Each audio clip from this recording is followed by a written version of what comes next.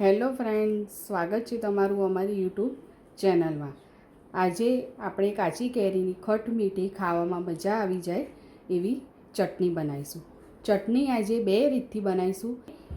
એક ખાયણીની મદદથી બનાવીશું અને એક મિક્સર જારમાં ક્રશ કરીને બનાવીશું।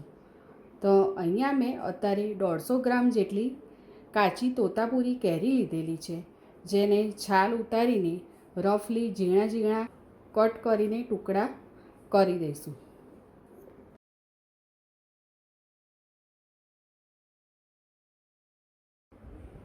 કેરી રફલી કટ કરી દીધી છે।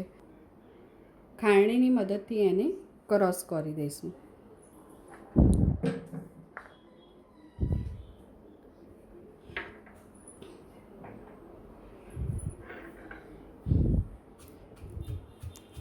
ધીમે ધીમે દસ્તાની મદદથી આપણે એને ક્રશ કરીશું।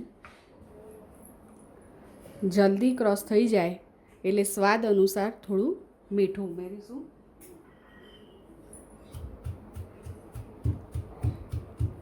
સાથે સાથે થોડી કેરીના કટકા ઉમેરતા જઈશું। અધગચરી ક્રશ થઈ ગઈ છે।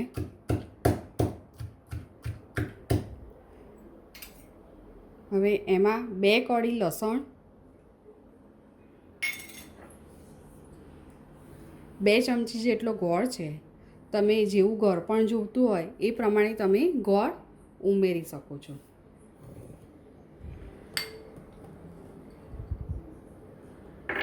હવે ધીમે ધીમે એને મિક્સ કરીશું।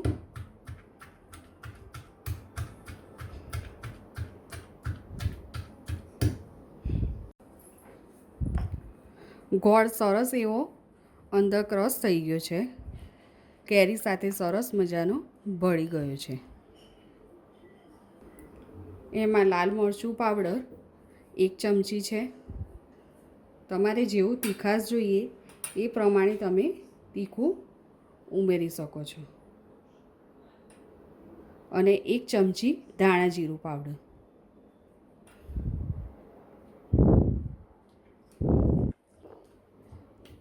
ખાયણીમાં ખાંડેલી ચટણી ભાખરી, રોટલી કે થેપલા સાથે ખાવાની ખૂબ જ મજા આવે છે।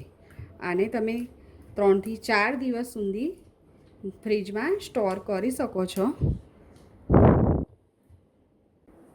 આપણી કેરીની ચટણી બનીને રેડી થઈ ગઈ છે।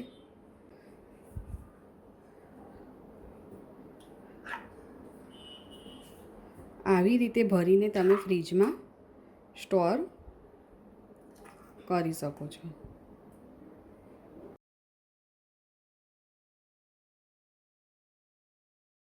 સૌ પ્રથમ કેરીના કટકા મિક્સર જારમાં ઉમેરીશું। ગોળ,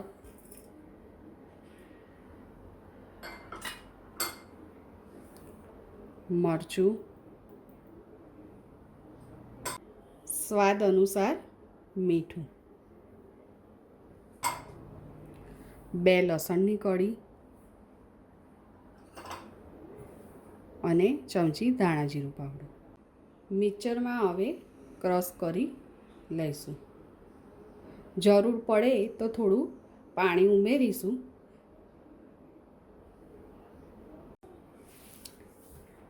એકદમ સરસ ઝીણી ક્રશ કરી છે। પાણી બિલકુલ અંદર ઉમેર્યું નથી અને સરસ મજાની એવી ચટણી આપણી રેડી થઈ ગઈ છે, જે તમે ચટણી ભાખરી, રોટલી કે થેપલા સાથે ખાઈ શકો છો। આ ચટણીને પણ તમે 3 થી 4 દિવસ સુધી ફ્રીજમાં સ્ટોર કરી શકો છો। કેરીની ચટણી 2 પ્રકારની રેડી થઈ ગઈ છે, જેમાં મિક્સર વગર બનાવેલી ખાયણીની મદદથી બનાવેલી ચટણીનો સ્વાદ જ કંઈક અલગ હોય છે। જો તમને અમારો વિડીયો કેવો લાગ્યો છે જરૂર કોમેન્ટ કરજો અને લાઈક કરો, શેર કરો।